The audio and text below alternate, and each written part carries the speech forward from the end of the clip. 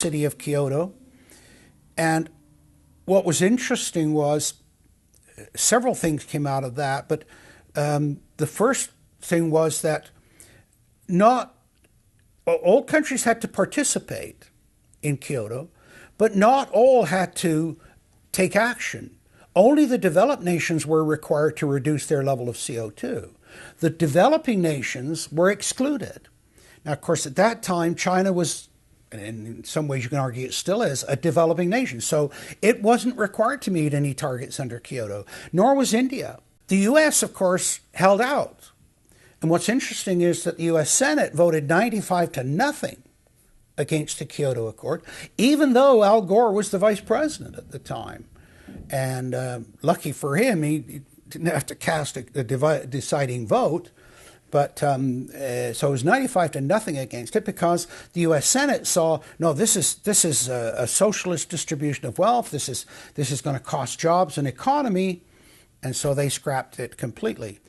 We're now told that you have to buy carbon offsets. In other words, if you have sinned by having a carbon footprint and by carbon emissions, you've got to buy a carbon offset, which is usually a scam. Somebody claims to have planted an acre of grass in the third world. It never happened. They take your money and laugh all the way to the bank. But they're telling you that in order to cleanse your guilt, you've got to buy a carbon offset. Talk about carbon polluters. You talk about them. It's my understanding that back in 1997, when you were vice president, Enron's CEO, Ken Lay, was involved in discussions with you at the White House about helping develop this type of policy, this trading scheme. And is that accurate? Is it inaccurate? It's been reported. I don't know, but I met with Ken Lay, as lots of people did, before anybody knew that he was a crook. Right, and clearly you can see why so many of us are concerned about this type of cap-and-trade energy tax that would be literally turning over this country's energy economy. I didn't know him well enough to call him Kenny Boy. Well, but you knew him well enough to help devise this trading scheme, and obviously we know what Enron and these big guys on Wall Street like Goldman Sachs, and I know you've got interest with Goldman Sachs. No. Well, that's been reported. Is that not accurate? No, I wish I did. With executives you're partnered in companies with executives from Goldman Sachs. Well, if you're not. Al Gore has got to be the greatest con artist in modern history. This guy claims he invented the internet, even though it's on record he's a liar, and he got away with it. He was the pitch man that successfully sold, as vice president, NAFTA and GATT. That's lowered the standard of living in the United States and Mexico and almost completely deindustrialized our country. Now he's saying you should pay him and his private company, set up by Enron, a carbon tax on breathing. Look, if you want to buy Al Gore's propaganda, go ahead. But before you do that, you should at least look into the claims he's making. There was a meeting in the White House in 1998 between Al Gore and Bill Clinton, Ken Lay, and Lord Brown. Okay, well, who were these people? Well, we know the president, the vice president. Ken Lay, of course, was the president of Enron. And Enron was a major player in the carbon trading.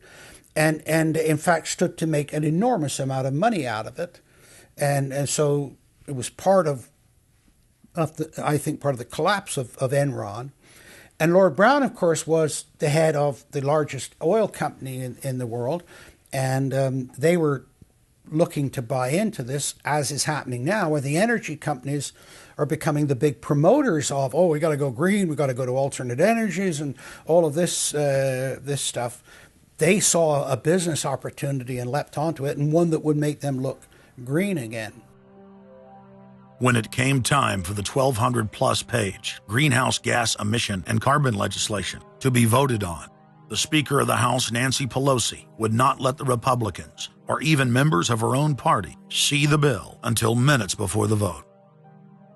Republican Minority Leader John Boehner engaged in a rare House filibuster and read shocking section after shocking section from the legislation. Now, I really hate to do this, but when you file a 300-page amendment at 3:09 a.m., the American people have a right to know what's in this bill and have a right to know what we're voting on.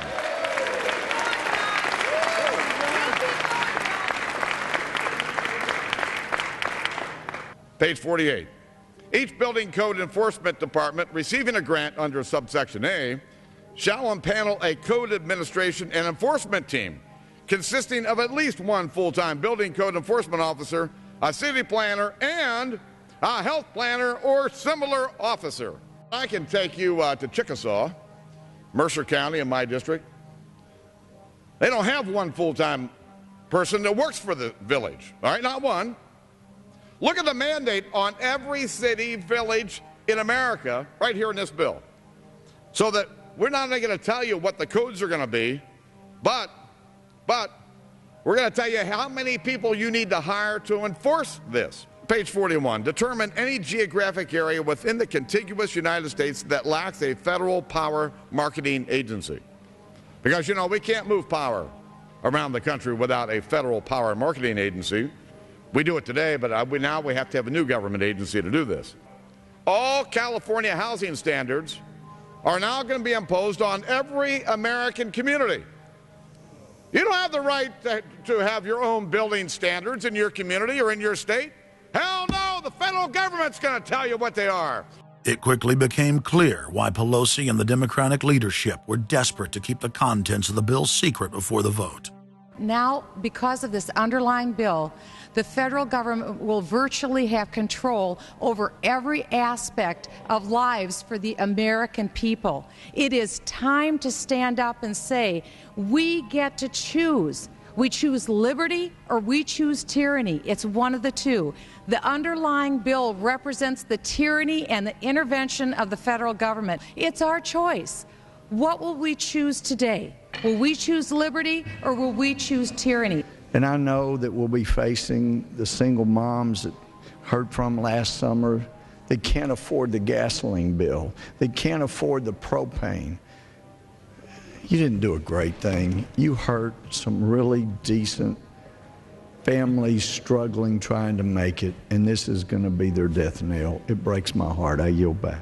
It is, of course, a carbon tax on economic activity, farming, manufacturing, real production here inside the United States. It would tend to shut down even those miserable remains of an industrial economy that we still have after the collapse of the Detroit automakers and their related subcontractors and so forth. Every home and business in the United States would be federally regulated and controlled. Mandatory home inspections will be carried out by federal inspectors, and it's all at the expense of the homeowner. In New York, they're called the environmental police. On this day, a surprise visit to a market in Brooklyn's Chinatown. And every day you're not in compliance, you face huge fines. Go to page 235. The Secretary may set and collect reasonable inspection fees to cover the cost of inspections required. So number one, they can come in, the federal government can come in and inspect your house and send you the bill.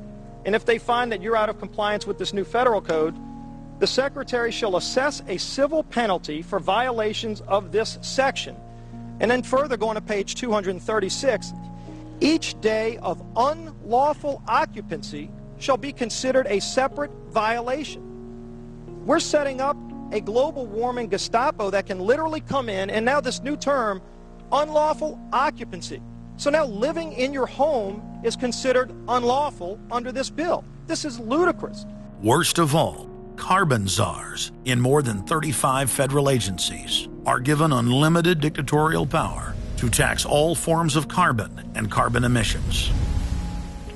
The Commissar Green Police openly brag that they will have the power to selectively enforce the new edicts on a case-by-case basis. It's funny because when I tell people what I do for a living, the first response usually is, "You're with the environmental police?" There is no environment in New York City. With this new power, the Green Mafia can take over the entire economy through selective enforcement.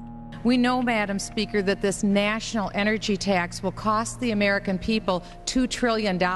We know that. We know this will result in a loss of 2.5 million jobs every year for the American people. We know that. We know this will result in a reduced standard of living for Americans. We know that. What is the point and what's the benefit? The same central banks that have stolen more than $50 trillion from national treasuries across the planet are now creating a new derivatives fraud through the cap-and-trade carbon tax system that dwarfs their previous Ponzi schemes. We've just watched a financial meltdown in this country.